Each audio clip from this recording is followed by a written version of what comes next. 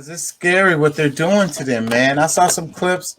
I really want to. Oh, I think it's on Twitter. Yeah, I'm gonna go to Twitter. I'm gonna play this clip right here, and then I'm gonna go to Twitter because I think it's there. Here is your African news update. Africa-wide, Africa is 97% vaccinated, and COVID has practically disappeared, leaving scientists baffled. Since the start of the pandemic, the continent's capacity to manage COVID-19 cases has come as a shock to many. Almost 2 years after Africa identified its first case of COVID-19, the World Health Organization finds that the continent is on track to completely control the virus. Over the last 2 years, the continent has witnessed 4 waves of COVID-19, each with higher peaks or more total new cases than the previous ones. The surges have been mostly driven by new variants of the SARS-CoV-2 virus, which were highly transmissible, though not necessarily more fatal, than prior waves.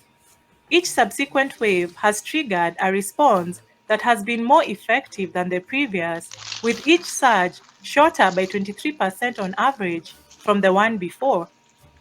While the first wave lasted about 29 weeks, the fourth wave was over in 6 weeks or about a fifth of the time. Over the past 2 years, the African continent has gotten smarter, faster, and better at responding to each new surge in the COVID-19 cases. Despite all the odds faced by the continent, that included huge inequalities in access to vaccination, the continent has weathered the COVID-19 storm with resilience and determination. African governments were seen to have reacted faster than elsewhere to impose travel restrictions and close borders to minimize contagion at the onset of the virus. The continent also enacted social distancing and lockdown measures at an early stage in the epidemiology curve than many other continents. South Africa, for example, introduced an articulated response comprising 8 overlapping stages, including a strict lockdown and major economic mitigation measures amounting to approximately 10% of GDP to assist the affected population.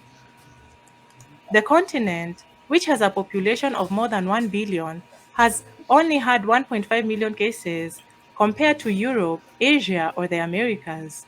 The continent also recorded far fewer casualties as compared to other continents. This data has left many, including scientists and medical professions, baffled due to the fact that Africa is only seen by the West as a hotbed for disease and infections, but this time Africa proved otherwise.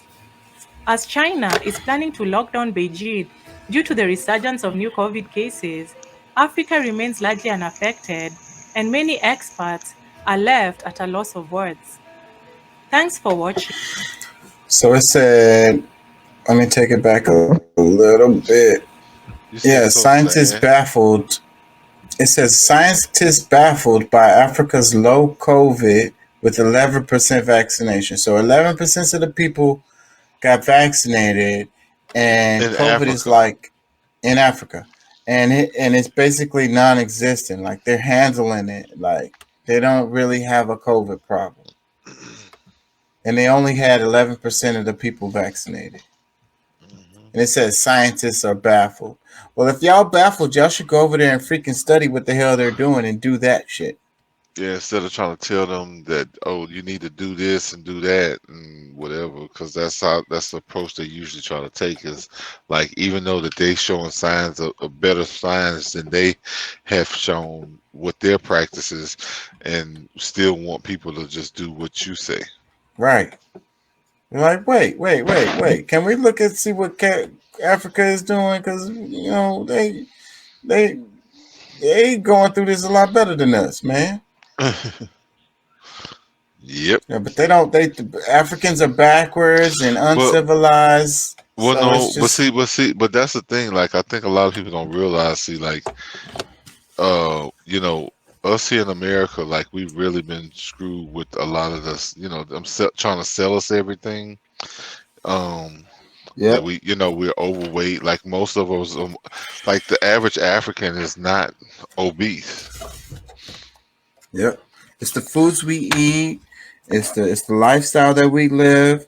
You know, it's the damn pharmaceuticals that we take, and we have to pay for whatever. It's like, what? Screw what they're doing in Africa. Just take this pill or take this shot or take this whatever. This will work better than whatever the hell they doing. But wait, these people ain't dying. We dying over here still. Don't worry about all that. Just take this damn medicine right here, and make sure you got to pay for it too. It's not free. Exactly. Fuck, man. We're so screwed over here.